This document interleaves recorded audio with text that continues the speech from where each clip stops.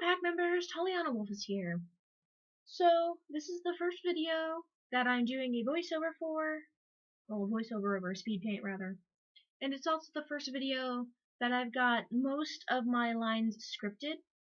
And please excuse my voice, I screened myself hoarse on Sunday at Pride, so I'm probably going to sound a little rough at some parts. It's already been like a day, like it's the day after Pride. But you know how it goes. So, this is a speed paint and challenge video. It's really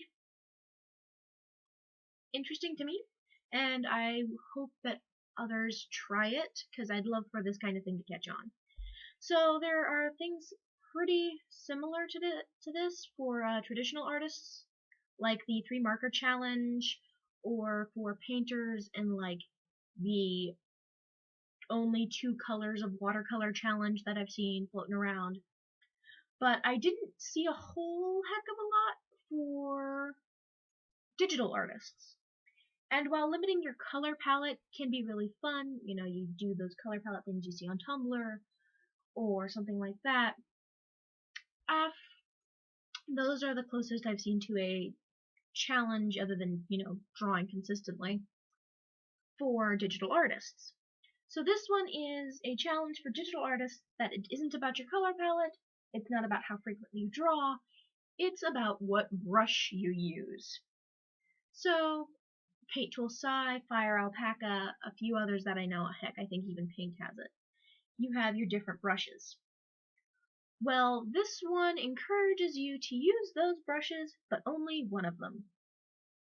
So, you can do your line work with a pen tool, and you can use your eraser. After that, you can't use your pen tool, or after your line work, you cannot use your pen tool, you cannot use your airbrush, and you can't use your blend tool. That's right, no blend tool. The saving grace of digital artists everywhere. It's not allowed. No blurring, no blending. Nope, sorry. So, the brush I have here is actually called Rough Crayon in my Paint Tool Psy. And it's an interesting brush. I got the idea for the challenge when I was doing my morning sketches, and I noticed this brush, and I was like, huh, let's see what happens when I do the thing. And it's like, oh, that's an interesting texture. You know, it'd be really interesting to try and draw an entire picture of this. You know, that'd be really, really difficult to make look good. Well, I'm doing it, and I'm putting it on YouTube. So, like I said, the air quote rules for this is that you can't use your blur tool, you can't use airbrush, you can't use your pen tool after the line work. You can only use that brush and your eraser. You will see me almost break my rule, but I backpedal really quick and erase the whole thing before it even, like, breaks my rule.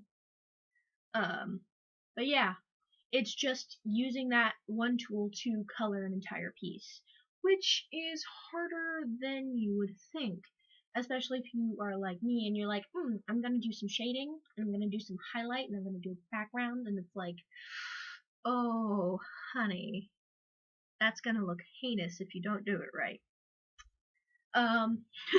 The good news is you are allowed to use as many layers as you want, and you can add all kinds of different things with your layers. You want a luminous layer? Have at. You want a multiply layer for your shading? Have at. It'll make your life easy. You are also allowed to do things like, I'm going to select this space, because that is how I color. That is how I color. I select the background, and then I invert it. That's just the easiest way. I actually really like the piece that I'm drawing here. Like, I do. I really enjoy the finished piece. I really like the hair by the end of it. I really like the overall build. There's some things that are kind of finicky, but that's with all art, especially when you are a still learning artist. And, you know, let's face it, every artist is a still learning artist. There's that roughness in my voice I warned you about. Haha. It really does challenge the way you're going to look at your piece. Because you're gonna look at it, and like with me, I'm using a rough crayon tool. You'll see it here in a little bit. By the end of this voiceover, I'm going to be adding music. I can already tell. It makes everything really jagged, or it makes everything slightly wrong, and so you have to work it a little bit to make it look good. But you can't use any of your old fallbacks. For me, my fallbacks are the airbrush, the line, or the pen tool, and the, what is it called? Blur. Anything blur related. Those are my usual fallbacks to fix a piece. As well as the paint bucket tool. Like, I would not do this challenge with a paint bucket tool simply because part of me goes, it would be too easy, and then part of me is like, it would be pretty difficult unless you know exactly how to work that there selection thing and make it perfect. If you want to do it with a paint bucket and make it look good, have at. MS Paint that motherfucker. Go for it. More power to you. Oh boy. I actually learned a few things from this piece too. You will see later when I am doing the shading and coloring of the hair, and I'm like, oh wow, that's really nice.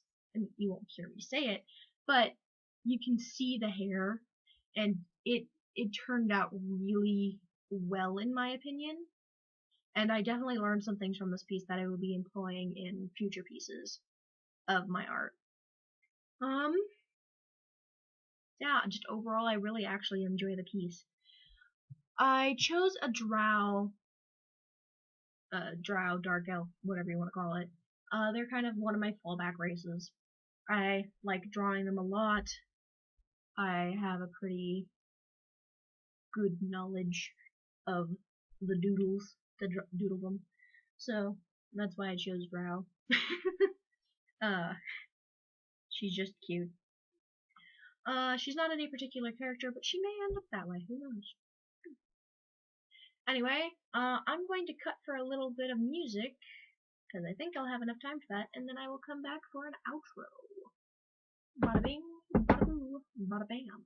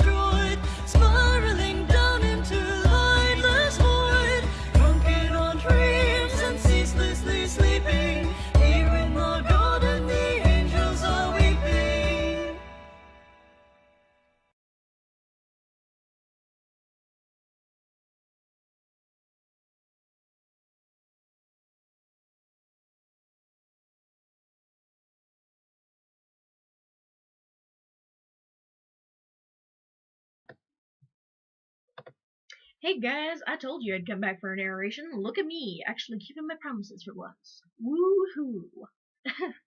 By outro I mean it's the end of the song, and therefore I'm going to fill the rest with my voice because I don't have any music short enough to fill that gap. Oops. Anyway, like I said, I really do enjoy how this piece turned out as a whole. I would really encourage you guys to give this challenge thing a try, because if you have some interesting brushes or some weird brushes that you barely ever use, or you use it but you only use it for specific things, try using it for a whole piece, because I bet you could come up with something really impressive, and it makes you look at the tones you're using more than the lines you have, and it all in all it can turn out really amazing.